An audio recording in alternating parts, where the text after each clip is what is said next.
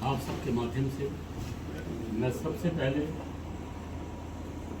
देश के प्रधानमंत्री नरेंद्र मोदी जी को देश का तीसरी बार प्रधानमंत्री बनने के मैं उनको बहुत बहुत बधाई देता हूँ, शुभकामना देता हूँ। साथ ही जब से देश आज़ाद हुआ तब से लेके आज तक गजब बाईपास को लेके आम जनमानस की मांग लगातार गूंजती गई और गजलपुर का नाम जामनगर हो गया था। हमेशा जाम एम्बुलेंस भी फंसती थी, कई लोग किसी के घर में मृत्यु हो जाए तो जब संस्कार को लोग निकलते थे लेके तब भी जाम की वजह से लोग शमशान घाट तक ढंग से नहीं पहुंच पाते थे। शादी का तो अलग की बात है। जनता की कृपा हुई, आप लोगों का आशीर्वाद हुआ, मुझे इस क्षेत्र से विधायक बनने का मौका मिला, आप लोगों ने दिया और इस मुद्दे को बहुत ईमानदारी से लड़ाई लड़ी गई। और चाहे बीजेपी हो, चाहे कांग्रेस हो, चाहे हमारे मीडिया के बंद हो, आप लोग हो, हम सब लोगों ने मिलकर एक सामूहिक लड़ाई को लड़ा गया और जिसका परिणाम हुआ कि जनता ने डबल इंजन की गवर्नमेंट बनाई। उत्तराखंड में भी बीजेपी की सरकार और सेंटर में भी बीजेपी की सरकार। आप लोगों के माध्यम से मुझको इस प्रदेश में कैबिनेट मंत्री बनने का भी मौका मिला। तो ये तीनों चीजों का एक संयोग है और इन तीनों चीजों की ताकत की वजह से हम अपने गगलपुर बाईपास को सुरक्षित कराने में हमको सफलता मिली। बाईपास का काम चालू हो गया, लेकिन जब ये काम चल रहा था, आप लोग गवाह हो इस बात के कि हमने कभी भी गुणवत्ता से कोई समझौता नहीं किया। हमने बिल्कुल परवाह नहीं किया कि हमें कौन क्या कहेगा क्या नहीं कहेगा। जो कार्यदायी संस्था थी उसकी इतनी कमियां थी कि उस कमी को हमेशा मैंने आप लोगों के सामने में रखा। मैंने अधिकारियों को भी तलब किया, उनको एहसास कराया कि टेक्निकल हमारी सड़क गलत बन रही है। मैं कोई इंजीनियर नहीं हूँ, लेकिन जो लोग ये काम करते हैं, जिनको ये तकनीकी आती है, उनसे मैं हमेशा जानकारी लेता रहा तो वो बताते गए इसमें ये कमी है, ये कमी है, ये कमी है। और मैंने हमेशा इस बात को आगे रखा, लेकिन थोड़ा हमें अफसोस भी है कि लोगों ने हमारे बाईपास को राजनीति का स्टंटबाजी का स्थान बनाया, जिसकी वजह से नुकसान हुआ। लेकिन हमने कभी अपने मुद्दे को नहीं छोड़ा। कई जगह देखा आपने जंपिंग जोन बन गई, कई जगह सड़क धंस गई थी, सर्विस रोड जितनी है सब खत्म हो गई थी। जहां जहां बड़े बड़े पुल हैं उन पुलों के पास सड़क धंसनी चालू हो गई। और जब ये गल्फारी कंपनी बना के गई थी, हमने कभी इस बात की अंदेशा हमने व्यक्त किया था। हम कभी अपने मुद्दे से पीछे नहीं हटे। लेकिन आज जिस मुद्दे को लेके हम हमेशा अपने बीच में आते रहे, अधिकारियों को हमने हमेशा मौके पर तलब करके उनको एहसास कराया कि यहाँ संस्था गलत है, यहाँ कार्यदायी संस्था गलत है, ये गगलपुर की जनता के साथ गलत हो रहा है, ये एक्सीडेंटल जोन बन जाएगा। हमने इस बात को कभी भी दबाया नहीं और आप सबके आशीर्वाद से एक एक चीज को, कई जगह अंडरपास पे लाइट की व्यवस्था नहीं थी, गाड़ी आमने सामने हाईवे पे चलती है तो ब्रेकर पे पौधा ना होने की वजह से एक गाड़ी दूसरी गाड़ी की लाइट पड़ती है, उस वजह से भी एक्सीडेंट होते हैं। जगह जगह जंपिंग जोन बन गई जिससे गाड़ी चलती है, कितने एक्सीडेंट हुए, कई लोग मरे। एक एक चीज को वीडियोग्राफी के माध्यम से आप लोगों ने जो सोशल मीडिया पे आवाज उठाई, उस रिपोर्ट को इकट्ठा किया हमने और इस सबको लेकर टेक्निकल बिल्कुल हमने एप्लीकेशन बना के, जो हमारे केंद्र में मंत्री हैं नितिन गडकरी जी, हमने एक एक चीज को अवगत कराया। उन्होंने हमें समय भी दिया और समय देने के पश्चात एक एक चीज को मैंने समझाया और तत्काल उन्होंने तभी अधिकारियों को तलब करके निर्देशित किया। और आज मुझे आप लोगों को बताते हुए खुशी हो रही है कि जो जो कठिनाइयां, जो जो टेक्निकल कमियां इस सड़क में थी, जंपिंग जोन, उसको उखाड़ के दोबारा बनाया जाएगा। इसके लिए 10 करोड़ रुपए की स्वीकृति अलग से हो गई है। हम्म। जहां पुल है, सड़क फंस गई है, उसको बेस से ही उस मिट्टी को निकाल के टेक्निकली जो उनके इंजीनियर बोलते हैं कि वो मिट्टी जो इस्तेमाल की गई है वो कहीं ना कहीं गलत है, उसकी वजह से ये समस्या हमेशा बनी रहेगी। तो उसे मिट्टी को निकाल के दूसरी मिट्टी को डालना, इसके लिए जितनी सर्विस रोड है अधिकांश जगह टूट गई है और वो संकरी भी है, पतली है।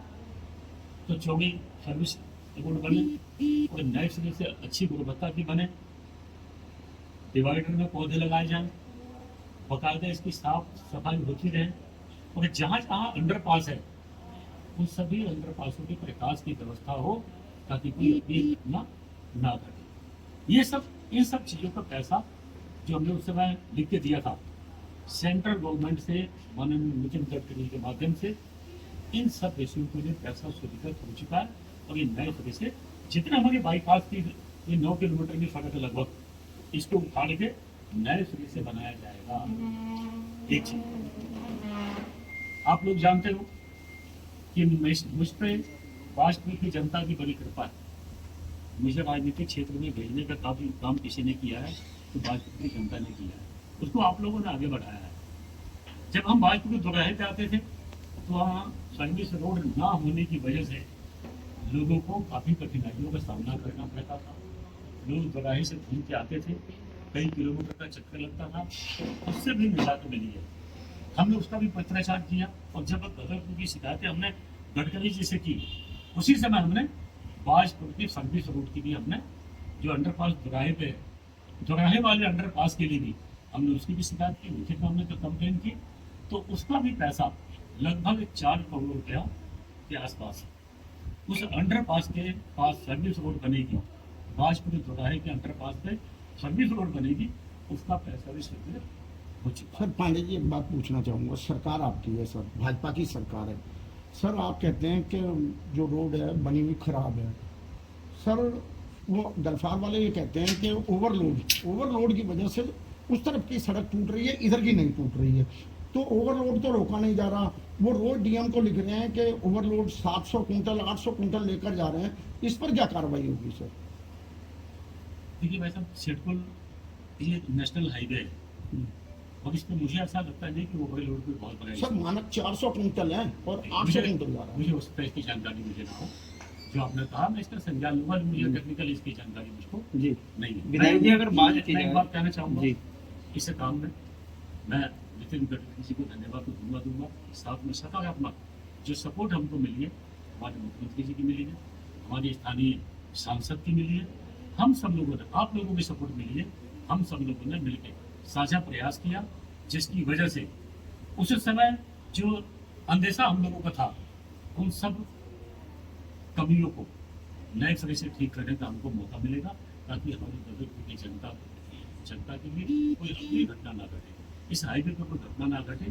तो ये अपने आप में बहुत बड़ी समस्या का समाधान हुआ है।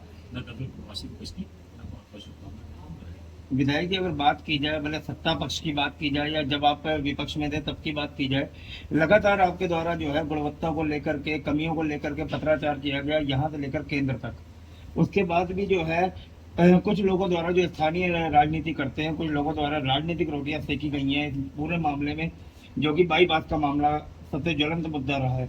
इस पर अब आपका क्या कहना है कि अगर आगे भी इसी प्रकार से राजनीतिक रोटियां कुछ लोग सेकने का काम करते हैं तो उस दिशा में आप क्या कुछ कहना चाहेंगे? बेटा ये तो प्रक्रिया है, राजनीति का काम है। कुछ लोग उंगली कटा के शहीद बनते हैं, लेकिन शहीद तो वो होता है जो गर्दन कटाता है।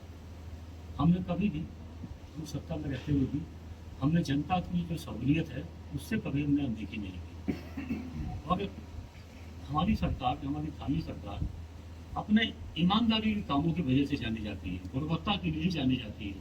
तो एक कार्यदायी संस्था है और उसके गलत कार्य प्रणाली की वजह से हमारी सरकार क्यों बदनाम हो, हम जनता को दिक्कतों का सामना हम क्यों करने दें? इसीलिए हम जनता के द्वारा चुने हुए लोग हैं, हम कभी भी अपनी सरकार को बदनाम नहीं होने देंगे और जनता के हितों की रक्षा करना ये हमारा दायित्व है, इससे हम कभी पीछे नहीं हटेंगे। कई बार सुने देने की ये तो हमेशा चलता रहता है इस काम, कोई खास बात नहीं है। गदरपुर बाईपास की बात की जाए तो जब से बाईपास बना है तब से लेकर आज तक अंधकार में ये बाईपास है। साथ में अगर बात की जाए तो पर्यावरण की सबसे बड़ी कमी इस बाईपास में देखी गई है। इन दोनों के लिए जो है क्या कुछ दिशा निर्देश रहेंगे, इन दोनों के लिए क्या काम किया जाएगा? भाई मैं आप लोगों के माध्यम से बताना चाहता हूँ, कई चीज़ों की जानकारी, मैं बेशक विधायक हूँ, कोई आवश्यक नहीं कि सब चीज़ों की जानकारी मैं इतना बड़ा विद्वान हूँ कि मुझे सब कुछ आता हो, ऐसा नहीं। हमें कई चीज़ आप लोगों से सीखने को मिलता है।